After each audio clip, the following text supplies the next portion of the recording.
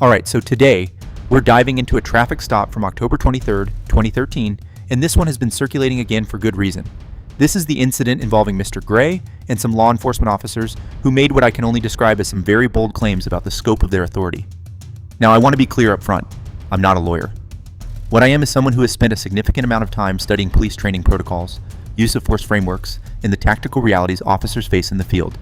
That's the lens I'm going to apply here. What makes this encounter worth revisiting is a particular claim made by one of the officers, a claim of having essentially unlimited authority during the stop. And look, that's a phrase that should immediately raise some questions for anyone familiar with constitutional law and standard police training doctrine. We're going to break this down from a tactical and procedural standpoint. I want to walk through what the training actually says about authority during traffic stops, what the legal framework establishes regarding citizen rights in these encounters, and where the line sits between lawful police action and overreach. This one touches on First Amendment considerations, obstruction statutes, and trespassing laws, all wrapped into a single encounter. There's a lot to unpack here, and I think you'll find the analysis genuinely illuminating. Let's get into the footage. If you love exploring body cam footage, just like me, then hit that subscribe button. Do you have unlimited authority to make requests or demands on that day, on October 23rd, 2013, did you have unbounded, unlimited authority to make requests and demands of Mr. Gray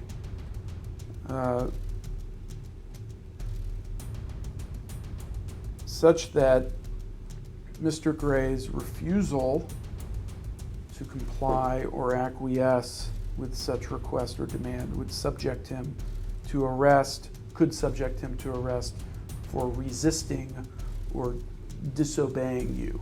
Yes.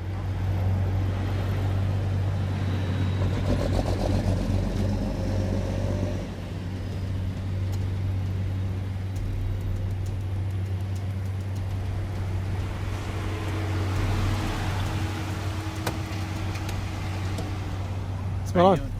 Good. Gets ready in you. For what?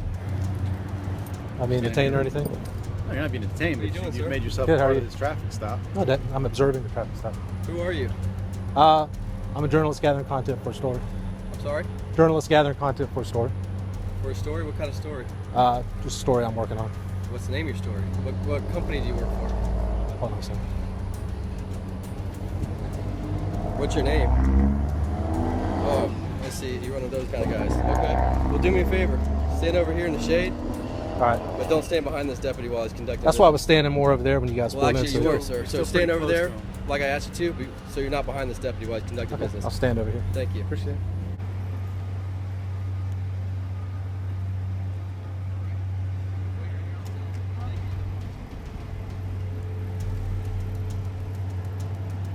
Okay, Yes, so sir. Now you're trespassing, so they want you to leave. Okay, you went and got her to trespass me. Is that what you're saying? I'm not asking you. I'm not going to argue or That's fine, dispute I'm it not- with you. I'm telling you, leave and leave right now. Leave right now. Can I get your name and badge number before I go? Leave and leave right now. Can I get your name and badge number? No, sir. You Before I can leave go. and leave right now. Okay.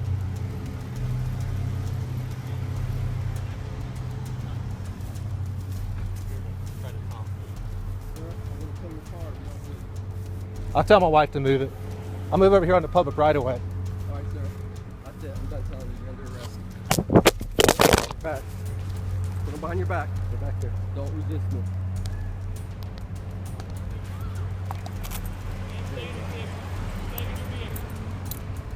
You don't have to tell me your name, and I'm not going to ask you again.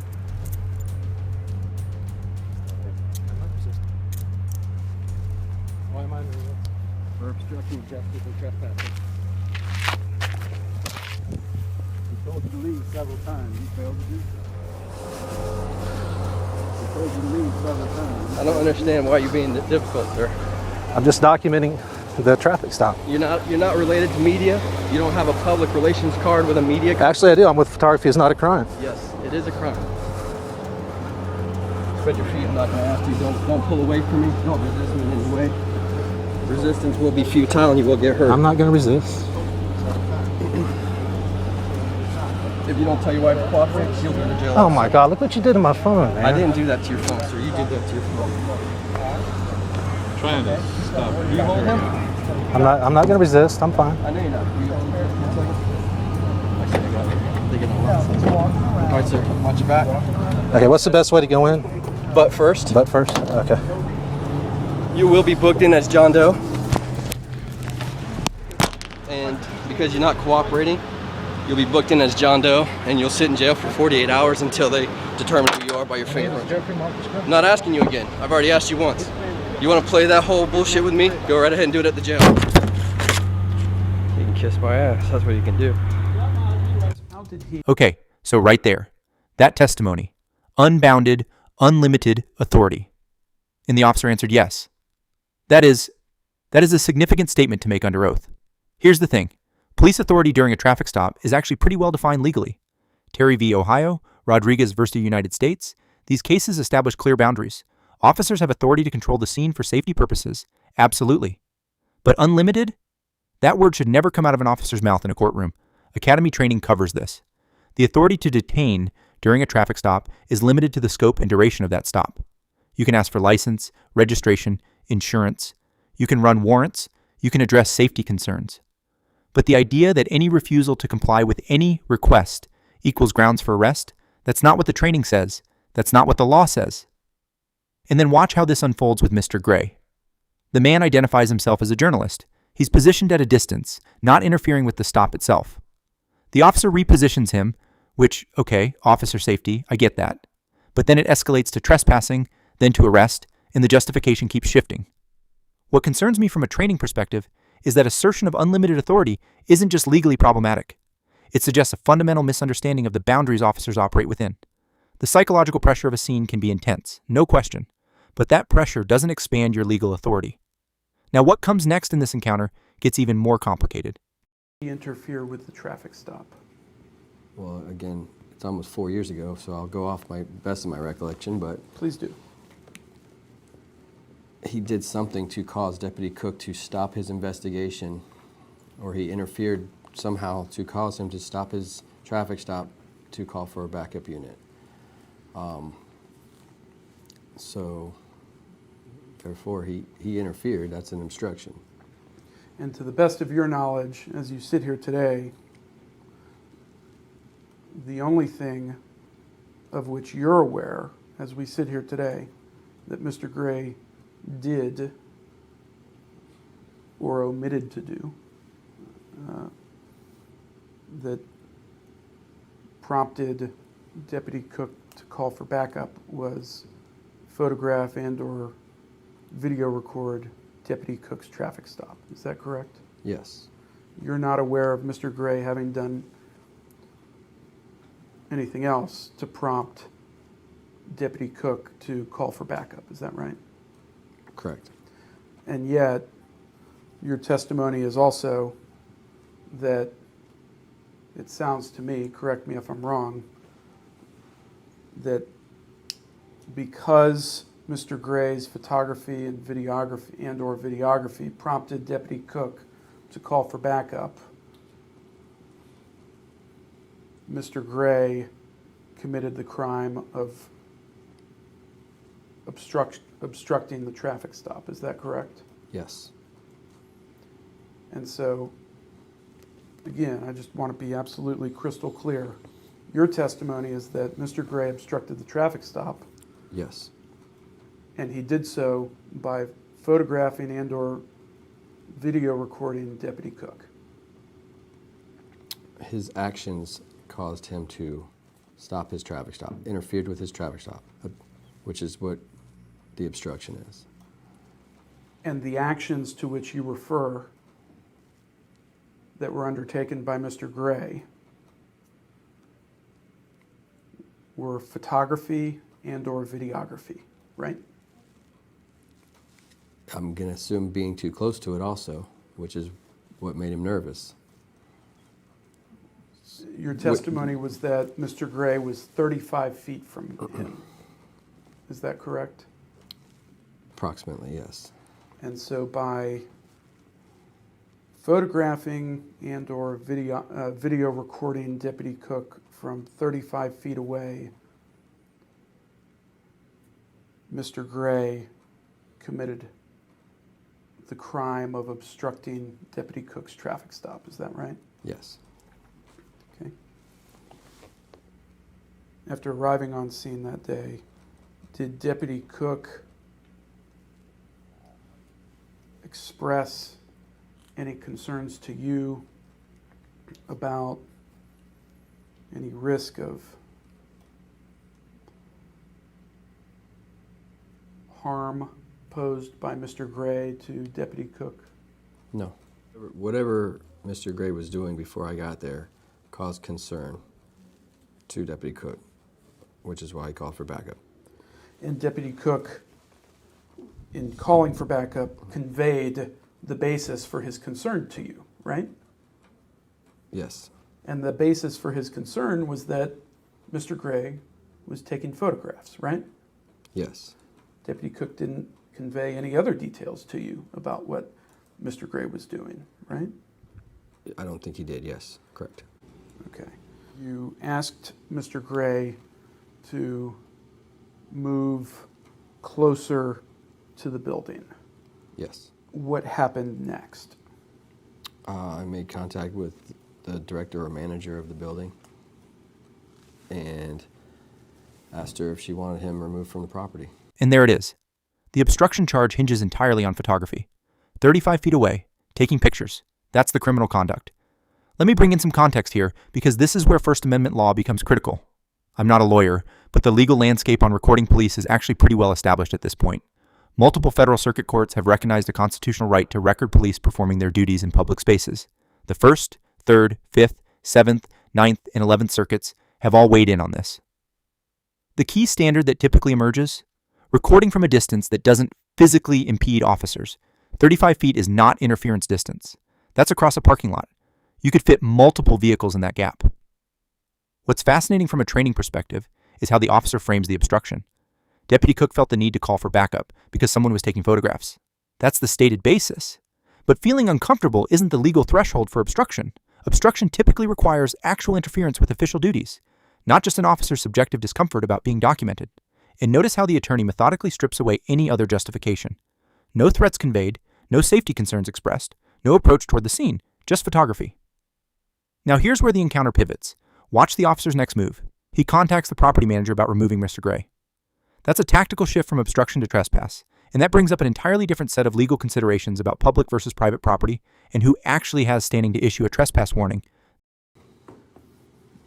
And what did she say? Yes. And what did you do then? I went back and talked to Mr. Gray and told him now he's trespassing and he had to leave the property.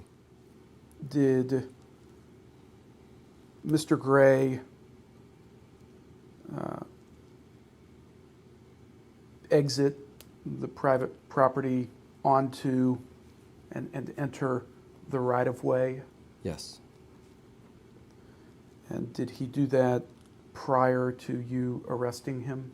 Yes. And then what happened? I arrested him on the right of way in front of this traffic stop.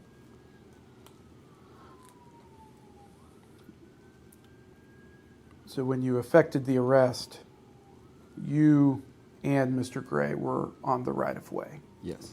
Is it your understanding that Mr. Gray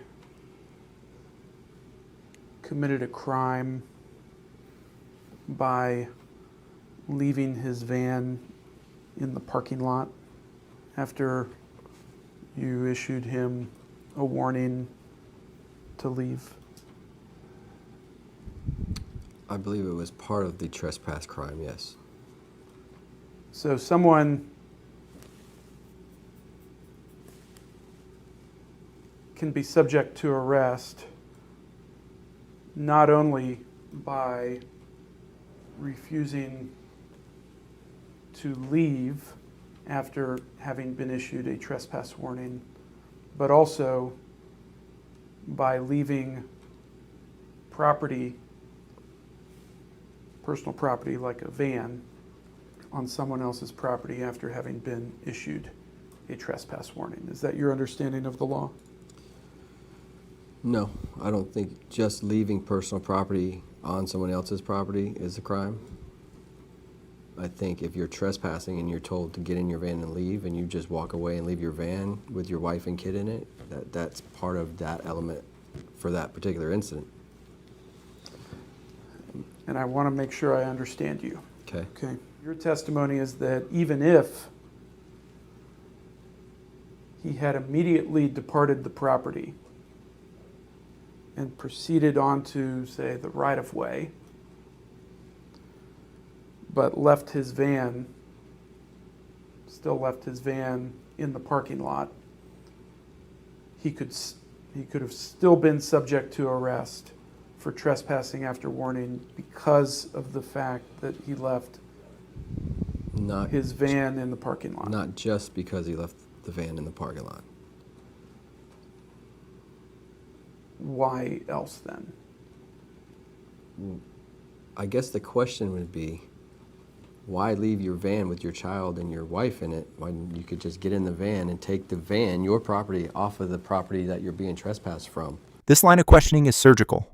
Watch what just happened. The attorney backs the officer into a corner on the trespass logic, and it starts to unravel. So the property owner agrees to issue a trespass warning. Mr. Gray then leaves the private property and steps onto the public right-of-way. That's the road easement, public space. And the officer confirms this happened before the arrest. So Mr. Gray complied with the directive to leave. But here's where the logic gets shaky. The officer suggests the van being left behind somehow extends the trespass. Let me break down why that's problematic from a training and legal standpoint.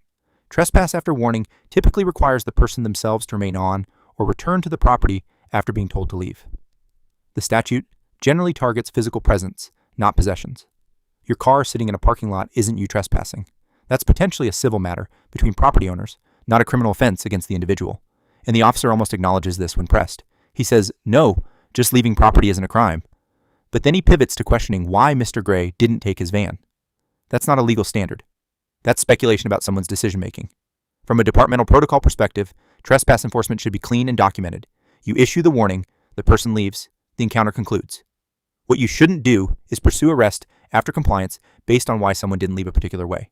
The attorney is building towards something here. He's establishing that the trespass justification has the same structural problem as the obstruction charge. It doesn't hold up to basic scrutiny. And alleviate the problem. I guess that would be the question. It's not the question. Well, I mean, I know, it's not not the the question, but to The answer your question question is no, it's not a crime to just leave property somewhere. Okay. And that is the question. Okay, yes. My question is, No, it's not a crime to just leave it there. it's only a crime if he refuses to remove his person Yes. from private property. So it's part of the trespass crime, but then now we go back to the obstruction crime. If I tell him, take your van and your wife and your child and leave this property that you're being trespassed from verbally, and you refuse to do that, now doesn't that go back to now he's not complying with that? I mean, And I want to make sure I right. understand. If he would have just left, problem would have been solved. Okay. But he didn't want to leave. Correct. He wanted to photograph the traffic stop, right? Right, which we told him he could, Yeah, and we told him where he could do that, but he didn't want to do that either. yeah. And you told him that he could do that closer to the building, right? Yes. Closer to the private property, Yes. further into the private property from which you then Trespassed him from. trespassed him from. Correct. Right.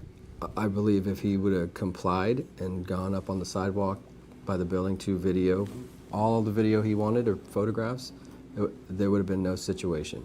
I believe if after he was told he was trespassing, if he would have got in his van and drove away, there would have been no situation.